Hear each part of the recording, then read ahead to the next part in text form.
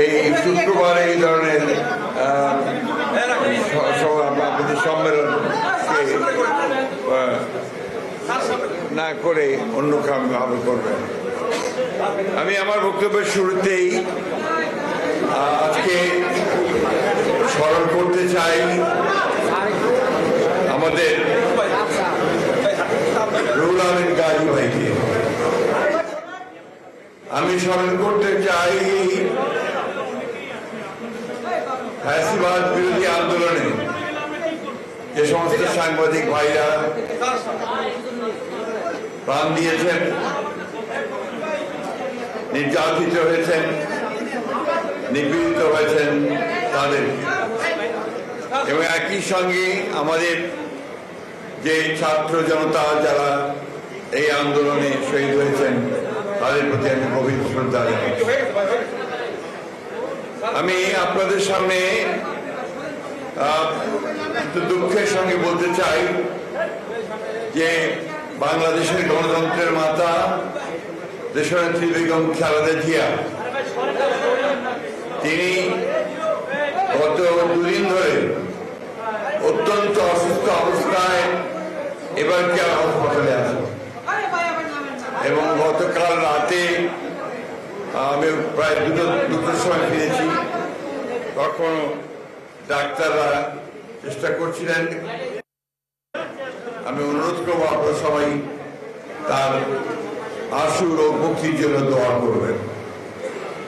প্রিয় ভাই বোনেরা, আমরা গোলাম পরোয়ার সাহেব সঠিকভাবে বলেছেন যে সাংবাদিকদের তাদের নিজস্ব যে দাবি দেওয়া, তাদের নিজস্ব যে কাজ, এবং ইউনিয়ন যে মূল যে কাজটা, তাদের দাবি দেওয়া নিয়ে মালিক পক্ষ অথবা সরকারের সাথে কাজ করা, সেটাই প্রত্যেক বোধহয় সবচেয়ে বেশি গুরুত্ব দেওয়া আছে। কোন রাজনৈতিক দলের তেজের ভিত্তি করলে সমস্যার সমাধান হয় না। আপনারা যদি কেউ বিরোধী দল বলেন বা সরকার দল বলেন, তাহলে সেটা করে দেওয়া হয় না। গত 15 বছরে ফ্যাসিবাদ অর্থাৎ শেখ হাসিনা পরিকল্পিত হবে আপনার গণমাধ্যমের এই জায়গাটাকে একদম ধ্বংস করে দিয়েছে। আমি অনুরোধ করবো আপনাদেরকে, নেতৃবৃন্দকে, সেই জায়গা থেকে আপনারা দয়া করে বেরিয়ে আসার চেষ্টা করেন। আমি অত্যন্ত কৃতজ্ঞতার সঙ্গে স্মরণ করতে চাই আজকে এখানে যারা নেতৃত্বে আছেন এবং বিএনপি যে সব সময় আমরা কাঁধে কাঁধ মিলিয়ে ফ্যাসিবাদের বিরুদ্ধে লড়াই করেছি, আমি তাদের প্রতি আমাদের কৃতজ্ঞতা জানাচ্ছি।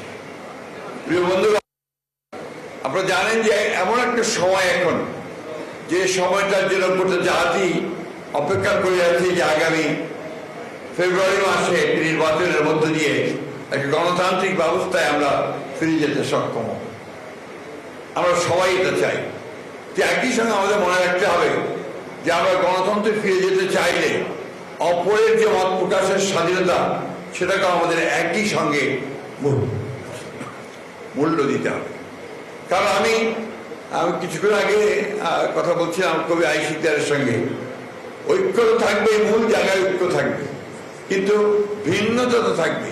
এবং গণতন্ত্রের মূল কথাই হচ্ছে এই জায়গায় যে আমি আপনার সঙ্গে একমত হব না, কিন্তু আপনার মত প্রকাশের স্বাধীনতাকে আমি অবশ্যই সেটাকে রক্ষা করব। দুর্ভাগ্যজনকভাবে আমাদের দেশে ভিন্ন মত পোষণ করলেই তাকে শত্রু মনে করা হয়, তার সম্পর্কে বিভিন্ন রকম আপনার যত রকমের আপনার মিথ্যা অপপ্রচার প্রচার চালানো হয়।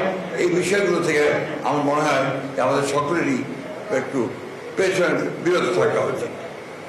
আজকে এটা সবচেয়ে বড় যে ক্রাইসিসটা দাঁড়িয়েছে বাংলাদেশ সারা পৃথিবীতেই, সেটা হচ্ছে এই যে আপনার সামাজিক সোশ্যাল মিডিয়া।